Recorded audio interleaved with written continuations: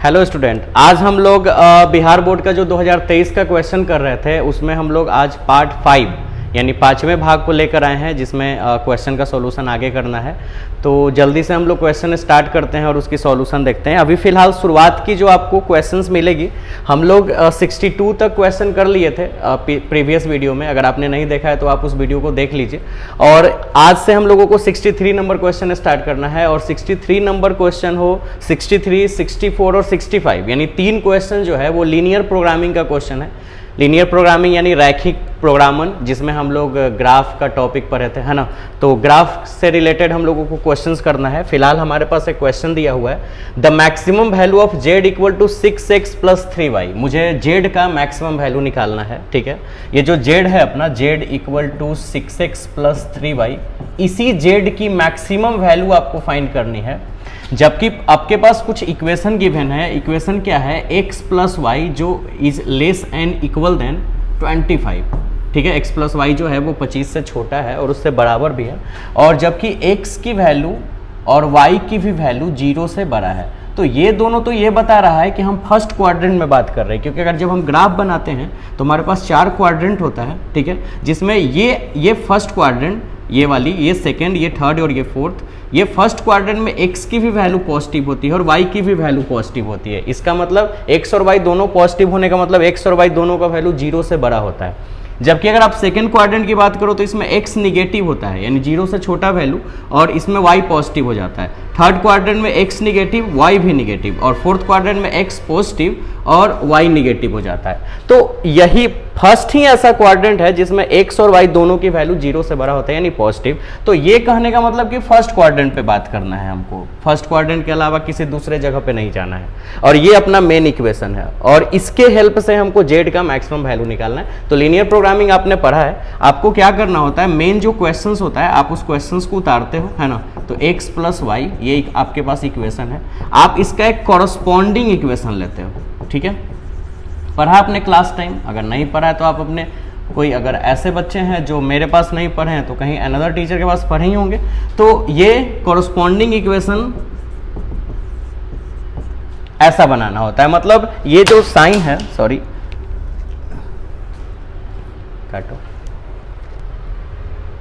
तो ये जो साइन है आपके पास, ऐसा साइन हो, ऐसा साइन हो, ये साइन हो, ये साइन हो, ये चारों साइन, ये जो है वो इनइक्वालिटी साइन है, असमिका। इनइक्वालिटी मतलब असमिका का साइन है ये, और ये जो साइन होता है वो इक्वल का साइन होता है। तो इन चारों में से कोई भी आपको साइन दिखे, ठीक है, कॉरस्पॉन्डिंग इक्वेशंस का मतलब है कि आप इस साइन को इक्वल में बदलोगे, यानी इनइक्वालिटी के साइन को इक्वल में बदलना है, चाहे वो साइन इस तरह से हो या फिर इस तरह से हो या ऐसे हो या ऐसे हो। इन चारों साइन को ऐसे बनाना है, क्योंकि ग्राफ बनाने के लिए कभी भी इक्वल का ही साइन होना चाहिए, इनइक्वालिटी के साइन पे पॉसिबल ही नहीं है। क्लास टाइम आपने समझा था। तो अब ऐसा हमने कर लिया, इसके बाद हम लोगों को क्या करना है, एक बॉक्स तैयार करना है ऐसे, ठीक है। सारे क्वेश्चन में ऐसे ही करना है, इस टाइप के क्वेश्चन जो भी मिलेंगे तो x और y ऐसे x y लिख लेना है, ठीक है। और आपको क्या करना है, अब x की वैल्यू कुछ भी डालो और y की वैल्यू ना लो, मतलब x की कोई भी एक वैल्यू डालो और y की वैल्यू निकालो। ऐसा एक रूल्स बनाया गया है ग्राफ के लिए। लेकिन हम आपको एक छोटा सा ट्रिक बताते हैं। आप क्या करो, एक बार x की वैल्यू 0 डालो और y निकालो, ये बहुत आसान होगा। और फिर एक बार y की वैल्यू 0 डालो और x निकाल लो, ठीक है। तो चलो, x की वैल्यू अगर हम यहाँ 0 डाल दें, x की वैल्यू अगर 0 डाल दें तो y की वैल्यू 25, और अगर हम y की वैल्यू अगले बार 0 डाल दे तो x की वैल्यू 25। ये सबसे आसान होता है वैल्यू रखना। हालांकि आप x y की कोई भी वैल्यू रखें, ठीक है, x रख के y निकालो या x की कोई भी वैल्यू रख के y निकालो या y की कोई भी वैल्यू रख के x निकालो, कोई फर्क नहीं पड़ता, सॉल्यूशन सेम ही आना है। चलो, अब हम लोग ये कर लिए, अब ग्राफ बनाएंगे। तो पहला पॉइंट है x की वैल्यू 0 और y की 25। तो यहां पे आ जाओ, x की 0, सबकी 0 यहां पे होती है ना, तो x की 0 और y की 25, तो 25 बोले तो यहां पे है ना। तो x का 0 और y का 25, मतलब हमको एक यहां पे पॉइंट देना है। अच्छा, उसके बाद अब x की वैल्यू 25 और y की वैल्यू 0, तो y की भी 0 यहीं होगी और x की 25, तो मतलब यहां पे, ठीक है। ये 2 पॉइंट बना। अब इस दोनों पॉइंट को हम लोग क्या करते हैं, यहां पे अरेंज कर देते हैं, ठीक है। मतलब ये दोनों पॉइंट को अगर हम ऐसे, सॉरी ये थोड़ा सा तिरछा लाइन हो जा रहा है, एक काम करते हैं, रूरल यूज कर लेते हैं इसका। देखिए,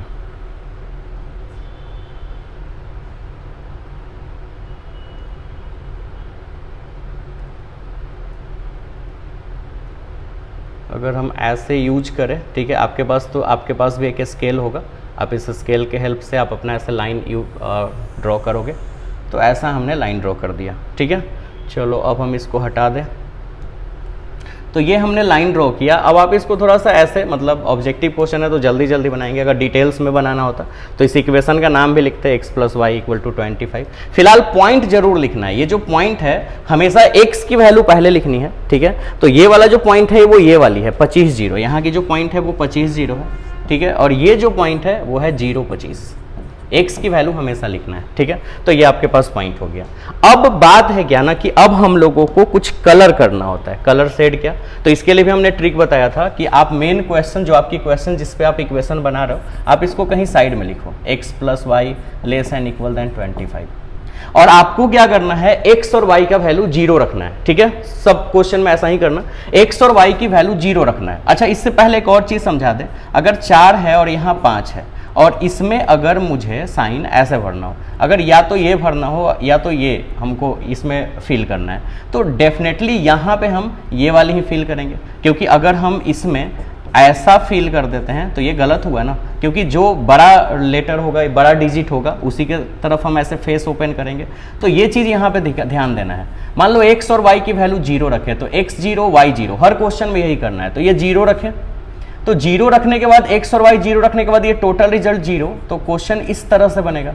अब आप बनाओ कि ये इक्वेशन सही है गलत। तो अगर हमको यहाँ पे ऐसा फील करना है तो डेफिनेटली 25 के तरफ ही फेस होता। अगर ये गलत कब होता, जब ये ऐसे होता, ठीक है ना, क्योंकि 0 कभी भी ग्रेटर नहीं हो सकता है 25 से, तो ये गलत हो जाता। फिलहाल ये तो सही है, मतलब क्वेश्चंस के अकॉर्डिंग ये आ रहा है, तो ये सही है। तो अगर इक्वेशन सही पाया गया तो आपको लाइन से एक कलर ड्रॉ करना है। कलर किधर ड्रॉ करना है, जिधर ओरिजिन होता है, ओरिजिन यानी मूल बिंदु। जैसे ये लाइन है और ये ओरिजिन है, और अगर ये इक्वेशन सही पाया गया तो आपको कलर इधर की ओर करना है, इस ओरिजिन की तरफ। अगर ये गलत होता तो आपको ओरिजिन के अगेंस्ट में, मतलब कलर उस साइड करना होता, ठीक है। फिलहाल अभी आपको इधर कलर करना है, तो आपको इधर कलर करना है, इसका मतलब। और ये भी ध्यान देना, फर्स्ट क्वाड्रेंट तो आपको ये वाली कलर करना है। फर्स्ट क्वाड्रेंट से हम सेकेंड क्वाड्रेंट में नहीं जा सकते, मतलब सिर्फ हमको यहीं तक कलर करना है। ऐसे हमने कलर कर दिया, ये इसका ग्राफ ड्रॉ हो गया। जल्दी जल्दी आप बना सकते हो, फिर अभी तो हम आपको समझा रहे हैं। ये हो गया, ये आपकी ग्राफ तो तैयार हो गई, लेकिन इसके बाद अब कुछ और करना है। क्या, मुझे जेड की मैक्सिमम वैल्यू चाहिए ना। तो ग्राफ ड्रॉ करने के बाद ये जो आपने कलर किया है, ये जिस जिस पॉइंट को टच करेगा उस पॉइंट को आपको यहाँ फील करना है, ठीक है। तो वो कौन कौन से पॉइंट है, तो चलो वो पॉइंट पे बात करते हैं, ठीक है। देखिए, पहले तो एक ये पॉइंट है 0 0, ठीक। एक पॉइंट है ये वाला 25 0, इसीलिए तो पॉइंट लिखना बहुत जरूरी था, क्योंकि पॉइंट से ही तो फाइनल आंसर आना है। और एक पॉइंट ये है 0 25, ये 3 पॉइंट है। अब इस 3 पॉइंट से आपको जेड की 3 वैल्यू निकालनी है, मतलब जेड की 3 वैल्यू आएगी ना। चलो रखते हैं, तो जेड का इक्वेशन है 6x + 3y, ठीक है। तो देखिए 6x + 3y यानी, और पॉइंट है 0 0, मतलब x की भी वैल्यू 0, y की भी वैल्यू 0। तो यहाँ x और y की वैल्यू 0 रखें तो जेड पूरा 0 0 हो जाएगा, है ना। अच्छा, दूसरा पॉइंट है 25 0, यानी x की वैल्यू 25 और y की वैल्यू 0। तो यहाँ अगर x की वैल्यू 25 रखेंगे तो 25 में 6 से मल्टीप्लाई हो जाएगा, ठीक है। अच्छा, और अगर हम यहाँ रखें, यहाँ 0 रखना होगा y को, तो ये पूरा 0 हो जाएगा, तो ये 150 हो जाएगा ना। 25 में 6 से मल्टीप्लाई होकर 150, ठीक है। उसके बाद फिर हम तीसरा पॉइंट 0 25, x की वैल्यू 0, पहले x की वैल्यू होती है फिर y, तो 0 और 25। तो यहाँ अगर 0 रखें तो ये पूरा 0, लेकिन यहाँ 25 रखेंगे तो 75। अब आप इसमें देखो कि जेड का इसमें तीनों में सबसे मैक्सिमम वैल्यू क्या है, 0 150 और 75 में 150 सबसे मैक्सिमम वैल्यू है, तो यही जेड की सबसे मैक्सिमम वैल्यू हो गई। तो ये ऑप्शन आपको दिख ही रहा होगा, जेड की वैल्यू 150 है ना। तो ये जो आपका आंसर है वो ये है, ये वाला, ठीक है। ये मतलब कि हमारी जेड की जो मैक्सिमम वैल्यू है वो 150 है, यानी ऑप्शन नंबर ए, ठीक है। ऐसे हम लोग क्वेश्चन से, अच्छा मिनिमम वैल्यू पूछता तो जेड की वैल्यू 0 होती, ठीक है। तो अभी ऐसे 2 और क्वेश्चन है, तो आपको इसका प्रैक्टिस हो जाएगा और पूरा कॉन्सेप्ट भी क्लियर हो जाएगा। बस आप इसको ध्यान से देखिए। फिलहाल आप इसका स्क्रीनशॉट लेना चाहते हैं तो ले लीजिए। रोको, क्वेश्चन नंबर 64। ये क्वेश्चन भी लीनियर प्रोग्रामिंग की ही क्वेश्चन है, रैखिक प्रोग्रामन का। इसमें भी आपको जेड का मैक्सिमम वैल्यू ही निकालना है। ये आपकी जेड है, इसका यूज जो है वो आपको सबसे लास्ट में करना है, ठीक है। जैसे कि Z equal to X minus 3y, ये बॉक्स में अभी आपने क्वेश्चंस देखा। और आपके पास जो मेन इक्वेशन है वो है x plus Y less and equal than 13, और x की भी वैल्यू 0 से बड़ा है, y की भी वैल्यू 0 से बड़ा है। इसका मतलब फर्स्ट क्वाड्रेंट पे बात हो रहा है। तो चलो ये तो क्लियर हो गया। और अब इसके लिए हमको एक कॉरस्पॉन्डिंग इक्वेशन बनाना होगा, है ना। तो ये तो एक चीज तो आपको ऑब्जेक्टिव क्वेश्चन में ये क्वेश्चन दिखा ही, इसके साथ साथ आपको ये भी पता होना चाहिए कि ये लॉन्ग टाइप क्वेश्चन में एक 5 नंबर का क्वेश्चन तो जरूर आएगा, लेकिन यहाँ पे एक इक्वेशन है। आपके जो एग्जाम में होंगे वो 2 इक्वेशन या 3 इक्वेशन के क्वेश्चन होंगे जो 5 मार्क्स में जाएंगे, ठीक है। तो बनेगा इसी तरह से, क्लास टाइम आपने प्रैक्टिस किया है। तो x plus Y equal to 13, ठीक है, ऐसा बॉक्स बनाया हमने। कॉरस्पॉन्डिंग इक्वेशन में साइन को इक्वल में बदला, एक्स वाई। अब x की वैल्यू 0 रखनी है ना। तो x की वैल्यू 0 रखेंगे तो y की वैल्यू 13, और अगर y की वैल्यू 0 रख दे तो x की वैल्यू 13। ये हो गया। अब आपके पास यहाँ ग्राफ बनाने का ये सब मैंने पहले से ड्रॉ करके रखा है। अब x की वैल्यू 0 और y की वैल्यू 13, तो x की 0 यहाँ और y की 13, तो इसी में 12 और 14 के बीच में, यानी यहाँ पे पॉइंट बनेगा। अच्छा, और फिर 0 13, मतलब x की 13 और y की 0, मतलब इधर कहीं यहाँ पे बनेगा पॉइंट, ठीक है। अब इसके लिए हम लोगों को फिर से एक स्केल यूज करना होगा और ड्रॉ करना होगा, ठीक है। चलो देखते हैं। जैसे कि ये मान लो कि ऐसे है क्वेश्चंस, थोड़ा सा इसको और अरेंज करना होगा। हाँ, अब देखिए ये हम लाइन ड्रॉ कर दिया, ठीक है। और लाइन ड्रॉ करने के बाद आप इस लाइन का नाम भी लिख सकते हैं, लेकिन फिलहाल ऑब्जेक्टिव क्वेश्चन जल्दी बनाने का कोशिश करते हैं। ये पॉइंट है 13 0, ये याद रखना, ये वाली पॉइंट था ये, और हमेशा x की वैल्यू पहले लिखना है, नहीं तो फिर पूरा आंसर गया। और 0 13, ठीक है। अब वो जो मेन क्वेश्चन है वो उतारेंगे। ये क्वेश्चन है ना x प्लस वाई ऐसे, और एक्स वाई की वैल्यू 0 रखेंगे तो ये पूरा रिजल्ट 0 होगा, और ये जैसे है वैसे ही। ये भी इक्वेशन सही पाया गया, क्योंकि ये साइन अगर इधर होता 0 के तरफ तो ये क्वेश्चन बोलता कि 0 बड़ा है 13 से, ऐसा नहीं पॉसिबल था। लेकिन 13 बड़ा है 0 से, ये क्वेश्चन कह रहा है, ऐसा तो है ही, सही ही है। तो हमको लाइन में मतलब इधर कलर करना है, ऑरिजिन के तरफ। तो इसमें भी जो कलर होगा वो इसी डायरेक्शंस में होगा। आप अच्छे से कलर कर लेना, पूरा कलर करना चाहते हो तो इतना, नहीं तो ऐसे भी आप लाइन से कर सकते हो। अब फिर आपको पता है कि हमको वो पॉइंट यहाँ पे लिखना है जो पॉइंट इस कलर को टच कर रहा है। तो वो कौन कौन से पॉइंट है भाई? तो चलो वो पॉइंट पे बात करें। तो वो आपके पास पॉइंट दिख रहे होंगे। एक पॉइंट तो 0 0, एक पॉइंट ये 13 0, और एक पॉइंट ये 0 और 13। अब z की वैल्यू निकालो तीनों जगह पे। तो यहां से x और y की वैल्यू 0 रखेंगे तो पूरा रिजल्ट 0, और यहां अगर अब x की 13 y की वैल्यू 0, तो x की 13 रखे तो यहाँ 13, और ये तो पूरा 0 हो गया। तो z की वैल्यू 13, फिर उसके बाद x की 0 y की 13, तो x के जगह पे 0 और y के जगह पे 13, तो 13 रखेंगे तो यहाँ -39 आ जाएगा, क्योंकि 3 से मल्टीप्लाई होगा। अब इसमें मैक्सिमम वैल्यू 0, 13 और -39 में 13 है ना, क्योंकि -39 तो सबसे छोटा वैल्यू हो गया। तो बताओ कि इसकी मैक्सिमम वैल्यू 13, तो z की जो वैल्यू है वो 13 आना चाहिए। तो z की मैक्सिमम वैल्यू 13 है, ऑप्शन नंबर सी। अगर यही मिनिमम वैल्यू पूछा होता तो फिर 0, 13 और -39 में -39 आंसर होगा, लेकिन फिलहाल मिनिमम वैल्यू पूछ नहीं रहा है, मैक्सिमम वैल्यू पूछ रहा है। तो ये क्वेश्चन हो गया, ठीक है। अब इसी तरह से अगर हम लोग नेक्स्ट क्वेश्चंस में अगर चले तो देखिए सेम इसी टाइप का एक क्वेश्चन है, ठीक है। क्वेश्चन है z equal to 7x plus 8y, ठीक है। उसके बाद यहां भी कह रहा है कि x और y की जो वैल्यू है वो 0 से बड़ा है, मतलब फर्स्ट क्वाड्रेंट पे बात हो रही है। और आपके पास एक इक्वेशन दिया हुआ है 3x plus 4y less and equal than 24, है ना। तो अब इसकी भी आपको एक कॉरस्पॉन्डिंग इक्वेशन बनानी होगी। चलो बनाते हैं। तो corresponding equation is 3x plus 4y equal to 24, और आपको ऐसा एक बॉक्स तैयार करना है, x और y लिखना है। x की वैल्यू 0 रख के y निकालना है। अब जल्दी जल्दी बना सकते हैं। x 0, तो y की वैल्यू 4 से ये 24, 6 टाइम्स में कटेगा, तो यहाँ 6। उसके बाद फिर y की वैल्यू 0 रखे तो ये पूरा 0, और 3 से 24 8 टाइम्स में कट जाएगा। तो अब पॉइंट है 0 6, यानी x। अब इसको थोड़ा सा और आपके लिए थोड़ा इसको अरेंज कर लेते हैं इधर से, ठीक है। अब देखो x की वैल्यू 0 और y की वैल्यू 6, x 0 और y 6, तो यहाँ पे ये पॉइंट बना। और फिर y 0 x 8, तो ये पॉइंट बना, है ना। अब इसमें हम फिर से एक स्केल यूज कर लेते हैं। और लाइन ड्रॉ करते हैं। देखिए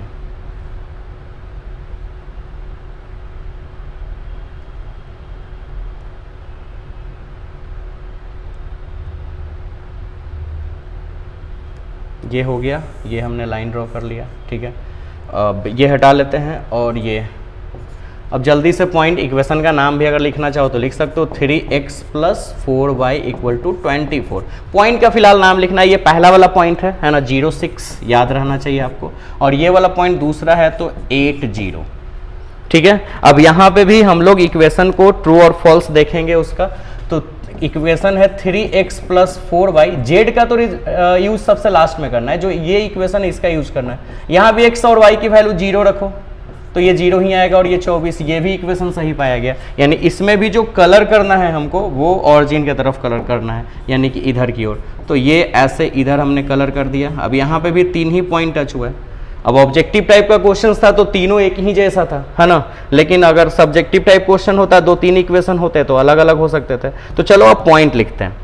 यहाँ फिर वही पॉइंट, ये 0 है यानी कि ये पॉइंट 0 0, फिर एक पॉइंट 80 और एक पॉइंट 06। जेड की वैल्यू निकालना हो तो x की वैल्यू 0 0 है तो रिजल्ट 0, फिर 8 रखेंगे और यहाँ 0 रखेंगे तो सिर्फ यही बचेगा 56। इतना तो कॉमन सेंस काम कर रहा होगा। ये 0 गया और ये यहाँ 6 रखेंगे तो जेड की वैल्यू 48। अब बताइए यहाँ मिनिमम वैल्यू ऑफ जेड निकालना था। अब ये मत देख लेना कि सब में मैक्सिमम, इस क्वेश्चन में मिनिमम वैल्यू निकालना है। तो 0, 56 और 48 में सबसे मिनिमम वैल्यू 0 है, ठीक है। तो मिनिमम वैल्यू जेड की जो मिनिमम वैल्यू है वो 0 होगी, यानी आंसर नंबर सी। अच्छा मैक्सिमम पूछता तो फिर 56 होता, लेकिन अब ये नहीं कि ऑप्शन देख लिए, क्वेश्चन भी नहीं पढ़े और आंसर डाल लिए, तो ऐसा नहीं करना है, ठीक है। चलो तो अब लीनियर प्रोग्रामिंग का 3 क्वेश्चन था वो खत्म हो गया। अब हम लोग नेक्स्ट क्वेश्चन में चलते हैं और वो दूसरे टाइप का क्वेश्चन होगा, ठीक है। क्वेश्चन 66, क्वेश्चन नंबर 66, और ये जो है वो वेक्टर की क्वेश्चन है, ठीक है। हम लोग 5वें भाग में चल रहे हैं, 6ठे भाग तक आपका 2023 का ऑब्जेक्टिव क्वेश्चन खत्म हो जाएगा। तो ये सेकंड लास्ट वीडियो है 2023 का, फिर हम लोग 2022 में एंट्री करेंगे। फिलहाल यहाँ पे मल्टीप्लाई करने के लिए आपको ये पता है ना, i.i, j.j और k.k की वैल्यू 1, जबकि i.j, j.k और k.i की वैल्यू 0 होती है। तो यहाँ पे मल्टीप्लाई करते हैं, डॉट है तो 2i में i से, तो 2i.i ऐसे हो जाएगा, ठीक है। फिर 2i में k से तो 2i.k, सब में कैप लगाते जाएंगे, ठीक है। फिर 2 से कर लिए, फिर -3 से करेंगे तो -3j.i, ठीक है। और फिर -3 में इससे तो -3j.k। अब 2 i.i हो उसकी वैल्यू 1 होती है, +2 i.k हो या k.i इसकी वैल्यू 0 होती है, ठीक है। और 3 फिर j.i, i.j या j.i इसकी वैल्यू 0, ठीक है, -3 और j.k, तो j.k या k.j इसकी भी वैल्यू 0, यानी रिजल्ट 2 + 0 -0 -0, यानी फाइनल आंसर 2। तो ये ऑप्शन ए मैच कर गया है ना, तो ये आपकी आंसर। क्वेश्चन नंबर 68, ठीक है। 68 नंबर क्वेश्चंस की बात करें, cot इनवर्स x, ठीक है। अब cot इनवर्स x इनमें से क्या होगा, तो ऑप्शन के अकॉर्डिंग यहां ढूंढना होगा जहां x belongs to real number, x जो है वो रियल नंबर के रूप में है। तो ऑप्शन है π/2 sin inverse x, π/2 cos inverse x, पी/2 tan inverse x, π/2 sec inverse x। Actually में tan inverse x plus cot inverse x बराबर π/2 होता है, यानी 90। और इसी के बेस पे ये क्वेश्चन का आंसर होगा। जैसे कि अगर cot इनवर्स x का वैल्यू निकालना हो तो tan इनवर्स x को उधर ले जाएंगे तो π/2 माइनस tan इनवर्स x, और यही आंसर है। cot इनवर्स x की value π/2 minus tan inverse x, इसकी जो रिजल्ट है वो होगी π/2 माइनस tan इनवर्स x। तो ये आंसर है। तो अब देखो ये ऑप्शन नंबर सी। इसी तरह से अगर आप और फॉर्मूला की बात करो तो sign inverse x plus cos inverse x की वैल्यू π/2 होती है। तो फिर साइन इनवर्स x की वैल्यू क्या होगी, π/2 माइनस कॉस इनवर्स x, या कॉस इनवर्स x की वैल्यू क्या होगी, π/2 माइनस साइन इनवर्स x। इसी तरह से sec inverse x plus cosec inverse x equal to pi by 2 होती है। तो सेक इनवर्स एक्स की value pi by 2 minus cosec inverse X, और कॉसेक इनवर्स एक्स की value pi by 2 minus sec inverse X, ऐसे questions पे। फिलहाल ये क्वेश्चन का आंसर तो ये हो गया है ना। नेक्स्ट क्वेश्चन में चले, आपके पास ये क्वेश्चन है tan इनवर्स। ये जो है ये भी बिल्कुल फॉर्मूला पे ही डिपेंड है। ये आपको tan inverse x plus tan inverse y का आपने फॉर्मूला पढ़ा होगा इनवर्स ट्रिगो में। फॉर्मूला होता था tan inverse x plus Y upon 1 minus X Y. इसका वैल्यू ये होता था, और इस क्वेश्चन में उल्टा पूछा है कि इसका रिजल्ट क्या होना चाहिए। तो डेफिनेटली इसका रिजल्ट ये होना चाहिए, यानी आपका क्वेश्चन है tan inverse x plus Y upon 1 minus X Y का वैल्यू, तो इसका वैल्यू ये हो जाएगा, ये वाली, यानी ऑप्शन देख लीजिए कौन सा है, यानी tan inverse x plus tan inverse Y. तो ऑप्शन नंबर डी ये आंसर हो गया। ठीक है, चलो अब नेक्स्ट क्वेश्चन में चले। बहुत आसान क्वेश्चन है ये सारे। ये क्वेश्चन थोड़ा सा अलग है ना, ये डोमेन और रेंज वाली क्वेश्चन है। ऐसे नहीं, ऐसे रूल्स के अगर फॉर्मूला के अकॉर्डिंग चला जाए तो कुछ चीजें हम आपको बताएं, जैसे sine inverse sine 2 pi by 3 है। ठीक है, तो रूल ऐसे साइन इनवर्स, और अगर यहां साइन एक्स हो तो जो वैल्यू है साइन से साइन इनवर्स कैंसिल होके एक्स बच जाता है। लेकिन ये तब जब रेंज में आए वैल्यू, जैसे कि क्वेश्चंस के अकॉर्डिंग साइन का साइन इनवर्स, ठीक है, और ये है sine pi by 6, sine pi by 6। ठीक है, अब साइन का जो रेंज है वो -90 से, ठीक है, +90 के बीच में होना चाहिए, इसके बीच में। ठीक है, और -90 को पाई बाई 2 लिख सकते हैं, तो -90 से +90।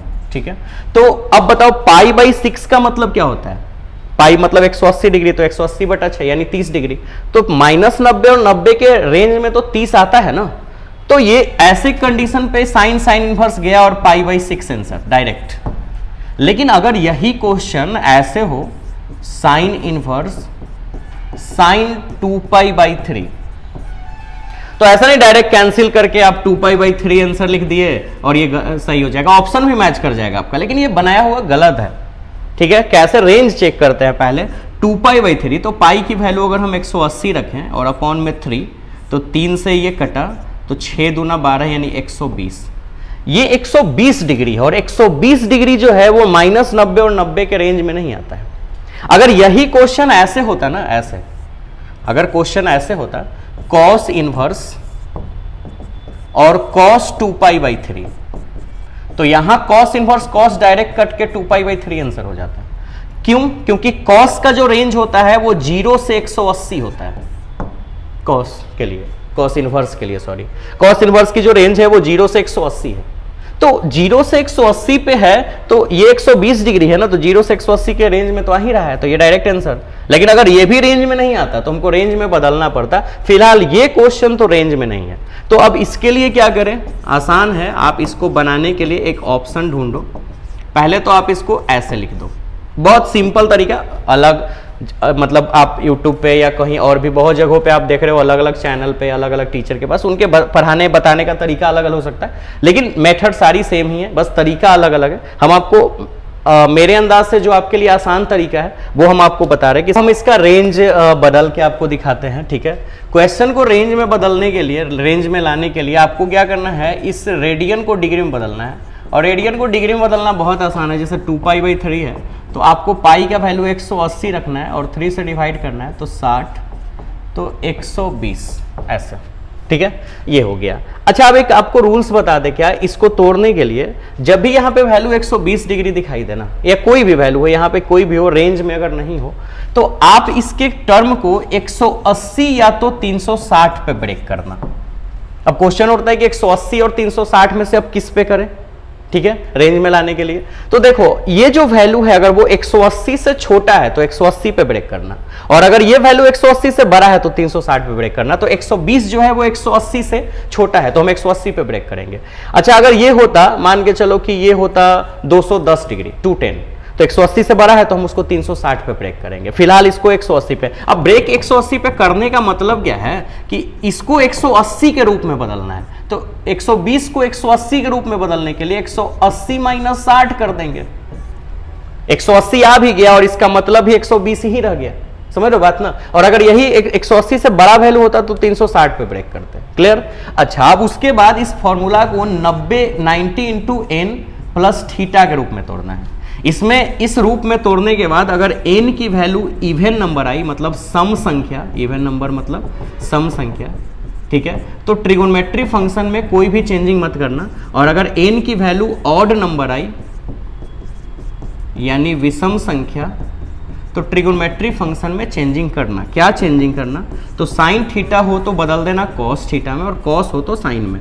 अगर टैन थीटा हो तो उसको बदल देना है कॉट थीटा में, और कॉट हो तो टैन में। और अगर सेक थीटा हो तो बदलना है कॉसेक थीटा में, और कॉसेक थीटा हो तो सेक थीटा में।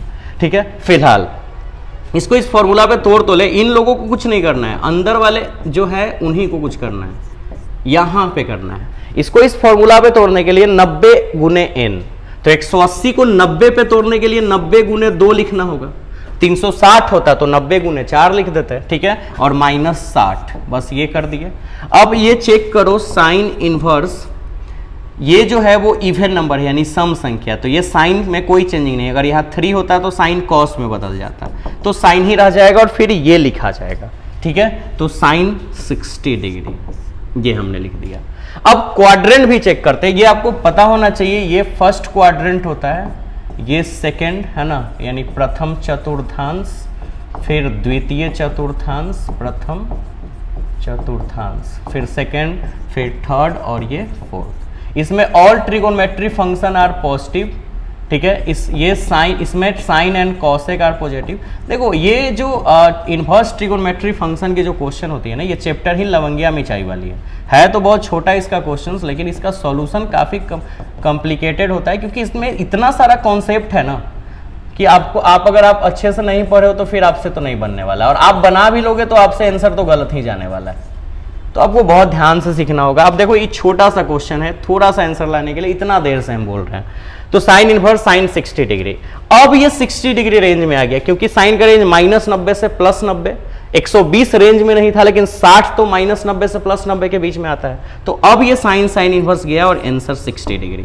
अब आंसर डिग्री में दिया नहीं होगा, तो डिग्री को रेडियन में बदलने के लिए π/180 से मल्टीप्लाई कर लेना। तो 60 से 180 कटा है ना 3 बार में, तो डेट मीन्स रिजल्ट आ गया π/3। ठीक है, तो ऐसा एक ऑप्शन था। फिलहाल आप देख लीजिए, ये ऑप्शन होगा π/3, नहीं तो आप डायरेक्ट आंसर मार देते थे साइन इनवर्स कैंसिल और 2π/3, और आंसर पक्का गलत होता। तो आंसर हमारा जो आंसर आया है वो आया है π/3, तो आंसर जो है वो ए नंबर। ठीक है, आप चलो इसका स्क्रीनशॉट ले लो, पहले से ले लिए, उसके बाद इसका भी ले लो। ठीक है, और प्रैक्टिस में रहो लगातार। ठीक है, अब अगले क्वेश्चन में चलते हैं। ठीक, तो देखिए अब ये क्वेश्चन है आपके पास, साइन इनवर्स 1/2। अगर ऐसे हो साइन इनवर्स और साइन x, तो इसकी रिजल्ट x, और फिर हो अगर साइन और साइन इनवर्स x, इसकी भी रिजल्ट x। मतलब साइन इनवर्स बाहर हो और साइन अंदर हो, या फिर साइन बाहर हो साइन इनवर्स अंदर हो, इन दोनों के कंडीशन में साइन इनवर्स कैंसिल होकर रिजल्ट x होगा। और इसमें तो कोई लोचा नहीं, इसमें तो आपको रेंज भी चेक करना होता था। जैसे आप प्रीवियस क्वेश्चन में देखे, रेंज चेक करना है, रेंज मैच कर रहा है तभी वो कट के आंसर होगा।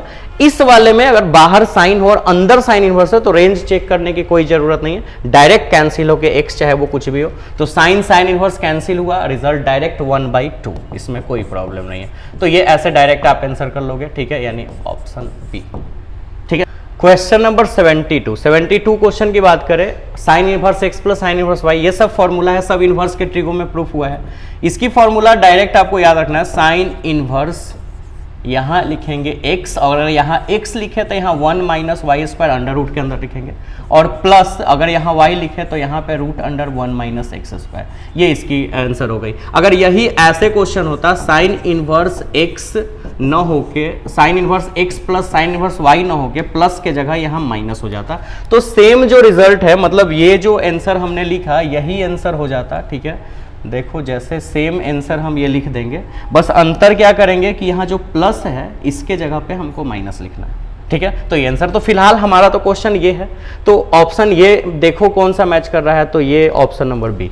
ठीक है, तो ये जो आपका आंसर है ये वाली है, चलो ये। और अगर ऐसा क्वेश्चन होता तो फिर ये ऑप्शन ढूंढते हैं। ठीक है, तो 72 नंबर क्वेश्चन समझ गए, बहुत आसान क्वेश्चन है ये, सिर्फ फॉर्मूला याद रखना है। चलो 73 नंबर क्वेश्चन में चले। क्वेश्चन है साइन, उसके बाद 2 sine inverse x plus cos inverse x, जहां x belongs to -1 to 1, x की वैल्यू -1 से 1 है। ये बहुत आसान है, अभी प्रीवियस क्वेश्चन में भी हम आपको बताए थे इसका formula, sign inverse x plus cos inverse x π/2 होता है, और आपको इसकी वैल्यू चाहिए। तो साइन ये 2 है 2, और साइन इनवर्स x, हाँ तो साइन, ठीक है 2, और sign inverse x plus cos inverse x की वैल्यू जो है वो π/2 है।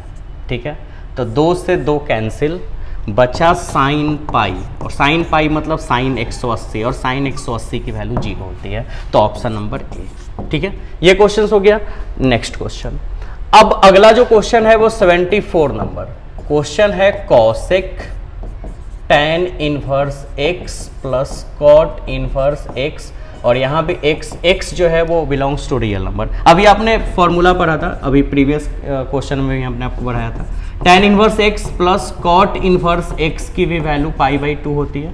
तो यहाँ पे कॉसेक और tan inverse x plus cot inverse value π/2, cosec π/2, तो कॉसेक π/2 मतलब कॉसेक 90 है ना।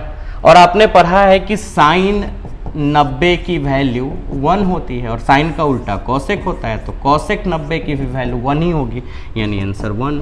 ठीक है, ऑप्शन मैच कर रहा है बी नंबर, ये हो गया। 74 नंबर क्वेश्चन भी एकदम आसान है ना, ये सारे क्वेश्चंस तो आप ऐसे ही देख के ही बना लोगे। अच्छा, अब आप क्वेश्चन चलो 75, ठीक है, ये क्वेश्चन।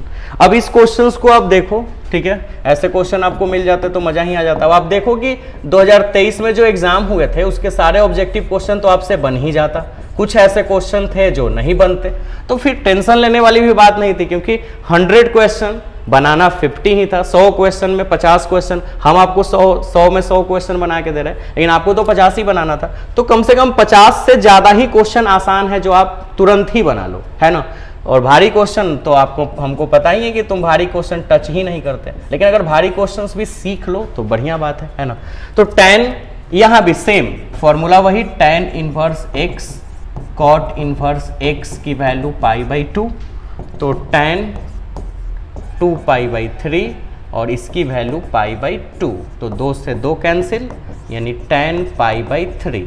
अब tan π/3 मतलब पाई की वैल्यू 180 रखे, तो 3 से 180 कटेगा 60 बार में, यानी tan 60√3, answer option number B.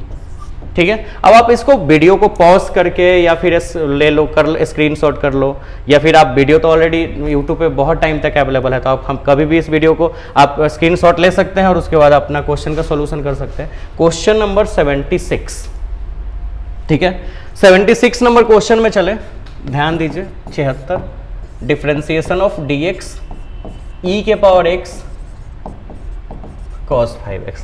अभी तो तुम लोग को बहुत ज़्यादा मज़ा आ जा रहा होगा पढ़ने में, है ना, क्योंकि क्लास में भी आना है पढ़ने, कॉलेज भी जाना है, ऑनलाइन भी देखना है, परेशानी तो बहुत है, लेकिन कोई नहीं, पढ़ना तो पड़ेगा। फिलहाल कॉलेज में तो आप कितने पढ़ रहे हो वो आपको पता होना चाहिए, और इंस्टीट्यूशंस में आके या घर पे भी आप कितने पढ़ रहे हो वो भी आपको पता होना चाहिए।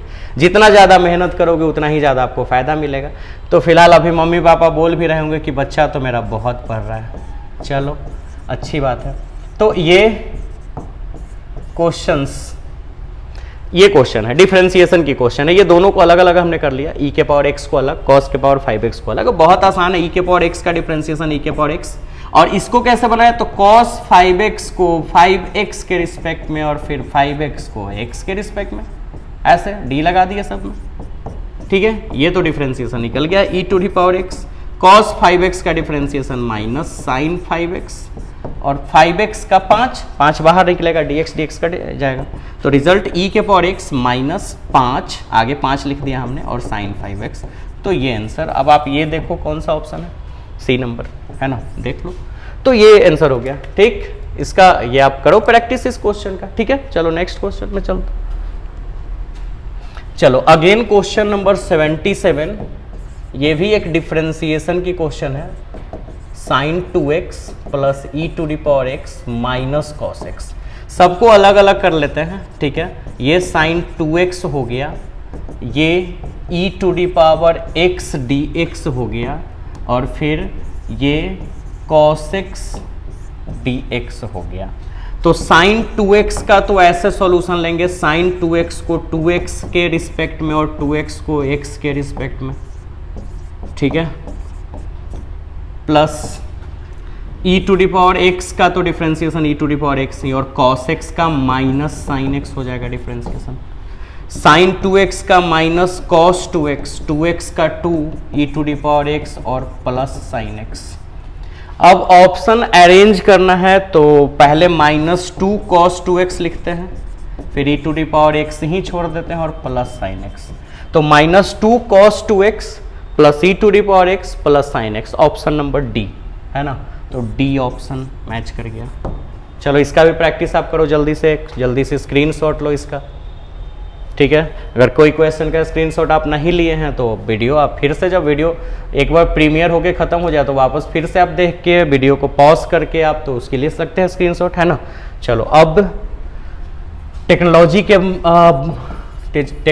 पे अगर बात किया जाए तो आप तो इसमें माहिर हो, क्योंकि मोबाइल तो चलाते चलाते दिन रात मोबाइल ही चला रहे हो, तो इन सब चीज़ों का तो पता ही होना चाहिए आपको। अब ये क्वेश्चन है, फिलहाल यहाँ पे कांस्टेंट वैल्यू 1/4 है, इसको तो बाहर निकाल देंगे और अंदर बच जाएगा sec 4x। अब 1/4 sec 4x का डिफरेंशिएशन 4x के रिस्पेक्ट में और 4x को x के रिस्पेक्ट में, ठीक है। अब आपने पढ़ा होगा डिफरेंशिएशन, sec x का जो डिफरेंशिएशन होता है वो होता है sec x into tan x, ठीक। तो 1/4 sec 4x का क्या हो जाएगा, sec 4x into tan 4x, जैसे sec x का sec x into tan x हुआ था। sec 2x होता है तो sec 2x into tan 2x, sec 3x होता है तो sec 3x into tan 3x, तो sec 4x है तो sec 4x into tan 4x, और 4x में 4 बाहर आएगा, है ना, और x dx बचेगा, dx बाई dx कट के 1, 4 से 4 कैंसिल हुआ, answer sec 4x into tan 4x, option A match कर गया है। तो ये आंसर आसान है ना। ये क्वेश्चन सब आपको बनाना है खुद से, ठीक है। एक और वीडियो रहेगा उसमें हम लोग ये सारा क्वेश्चन खत्म कर लेंगे। फिलहाल आज का हम लोग लास्ट क्वेश्चन कर रहे हैं 79, ठीक है। क्वेश्चन d/dx log है, e है और यहाँ 10x है, ठीक है। तो चलो इस क्वेश्चन का सॉल्यूशन करते हैं, कोई बड़ी चीज़ नहीं है। देखो हमेशा होता क्या है कि log 10x, अब बेस में e लिख दिया तो कोई दिक्कत नहीं है, इसको आप सिर्फ log 10x भी लिख सकते हो, क्योंकि log के बेस में e छुपा होता है अगर e नहीं लिखा है तो। इसके अलावा log बेस में कुछ और भी हो सकते हैं, लेकिन नहीं अगर कुछ दिया है और तो e हो सकता है, e ही होगा अगर नहीं कुछ दिया है तो ये नेचुरल लॉग का टर्म होता है, तो आप e हटा के भी लिख सकते हो या कोई दिक्कत नहीं, e लिख भी लो। तो log x का डिफरेंशिएशन आपने पढ़ा है, log x को x के रिस्पेक्ट में डिफरेंशिएशन करते हैं 1/x। log 10x है तो डेफिनेटली 10x के रिस्पेक्ट में डिफरेंशिएशन करेंगे और फिर 10x को x के रिस्पेक्ट में डिफरेंशिएशन करेंगे। ये लगा d। e लगने से आप कोई कंफ्यूजन मत होना, ये e लगा ही होता है, इसमें भी अगर e नहीं लगा है तो समझो e छुपा है बेस में, ठीक है। तो log का होता है log x का 1/x, तो log 10x का हो जाएगा 1/10x इंटू, और 10x का ये तो फॉर्मूला यहाँ से 10 बाहर और dx कट के 1, तो 10 से 10 कैंसिल हुआ, रिजल्ट 1/x। तो ऑप्शन डी मैच कर गया, ठीक है। अब आप इसका स्क्रीनशॉट ले लो। तो इसी तरह से बहुत सारे क्वेश्चंस आते रहेंगे आपके सामने। अभी 79 नंबर क्वेश्चंस तक हम लोग करे हैं, हमारे पास 21 क्वेश्चन और बचा है ना। इस 2023 के एग्जाम में जो क्वेश्चन हैं उसमें 21 क्वेश्चन और होने हैं, क्योंकि ये जो है वो टोटल 100 क्वेश्चन है इस साल के एग्जाम में। तो उसके बाद फिर हम लोग 2022 में चलेंगे, फिर 2021 में हम लोग डिसेंडिंग ऑर्डर में चल रहे हैं, पहले 2023 का बनाया फिर ऐसे अपडेटेड कर रहे हैं, और फिर उसके बाद फिर सारे जितने भी साल में क्वेश्चंस पूछे गए हैं सब बनाएंगे। और जल्द ही आपको पता है जल्द ही फिजिक्स की भी वीडियो लॉन्च होने वाली है, तो फिजिक्स में भी जो भी क्वेश्चन बैंक में आज तक जितने भी एग्जाम हुए उसमें जो क्वेश्चन आए हैं उसकी उसकी सॉल्यूशन जल्द ही आपको मिलने वाली है, तो वो भी आपको मिलेगा, ठीक है। तो बेसब्री से इंतजार है सब लोगों को फिजिक्स का, क्योंकि फिजिक्स की अभी कोई भी वीडियो नहीं डाली गई है, लेकिन अब वो वीडियो आएगा, जल्द ही आएगा, 1-2 दिन में वो वीडियो आने वाला है। फिलहाल आप मैथ्स का भी वीडियो करते जाइए और फिर हम लोग मिलते हैं नेक्स्ट वीडियो में। तब तक अपना ख्याल रखिए, बाय बाय।